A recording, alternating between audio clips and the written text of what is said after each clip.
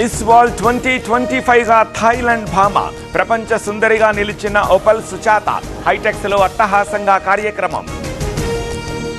నేటి నుంచి ఏపీలో రేషన్ షాప్ల రీఓపెన్. పిఠాపురంలో ప్రారంభించనున్న నాదెండ్ల లబ్ధిదారులకు రేషన్ సరుకుల పంపిణీ. అత్యాధునిక సౌకర్యాలతో గోశాలలు డిజైన్లను పరిశీలించిన రేవంత్ రెడ్డి పూర్తి స్థాయి ప్రణాళికలు సిద్ధం చేయాలన్న సీఎం. 10th రీవాల్యుయేషన్ పై మాటల యుద్ధం. 10 పేపర్స్ కూడా దిద్దలేకపోతున్నారన్న జగన్. గ్రూప్ 1 పేపర్స్ ను వాచ్మెన్లతో దిద్దించారని లోకేష్ కౌంటర్. కేసీఆర్ కు నోటీసులు ఇస్తే తెలంగాణకిచ్చినట్టే. కేసీఆర్ మీద ఈగ వాలిన ఊరుకోం. ఆయన పిడికిలి బిగిస్తేనే తెలంగాణ వచ్చిందన్న కవిత.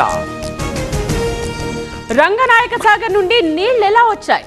రాఘవాపూర్ చెరువులో నీళ్లు ఎక్కడివో ఉత్తరం చెప్పాలి. కాళేశ్వరంపై తప్పుడు ప్రచారం చేస్తున్నారన్న హరీష్.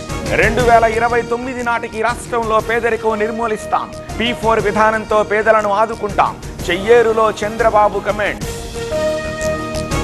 ప్రభుత్వాన్ని నడపడమే కష్టంగా ఉంది. వైసీపీ సర్కార్ 10 లక్షల కోట్లు అప్పు చేసింది.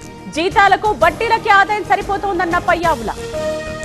ఇవాళ తెలంగాణ బీజేపీ వర్క్షాప్. కిషన్ రెడ్డి అధ్యక్షతన సమావేశం. భవిష్యత్తు కార్యాచరణపై దిశానిర్దేశం. హైదరాబాద్ పరిస్థితి పైన పటారం లోన లొటారం. నాలాలు డ్రైనేజ్ల పూడిక తీయడం లేదు. విశ్వనగరాన్ని కంపు నగరంగా మారుస్తున్నారన్న ఈటల. హైదరాబాద్ పాత బస్తీ ఏం పాపం చేసింది? చిరు వ్యాపారులను ఖాళీ చేయిస్తున్నారు. ఉపాధి కోల్పోతే దోపిడీలు పెరిగిపోతాయన్న అసద్. లిక్కర్ కేసులో ముగిసిన నిందితుల కస్టడీ. నిధులను ఎక్కడికి మళ్లించారని ప్రశ్నించిన సెట్. కేస్ రెడ్డి గోవిందప్ప మధ్య ఆర్థిక లావాదేవీలపై ఆరా. తెలుగు రాష్ట్రాల్లో 3 రోజుల పాటు వర్షాలు. తెలంగాణలోని 22 జిల్లాలకు వర్ష సూచన.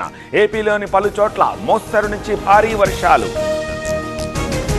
రైతుపై ఎలుగుబంటి దాడి. మెదక్ జిల్లా రామాయంపేటలో ఘటన. రైతుకు గాయాలు, ఆసుపత్రికి తరలింపు. ఏలూరులోని ఎస్వీసీ థియేటర్లో తనిఖీలు. టికెట్ల ధరలు, భద్రతా ప్రమాణాలపై ఆరా.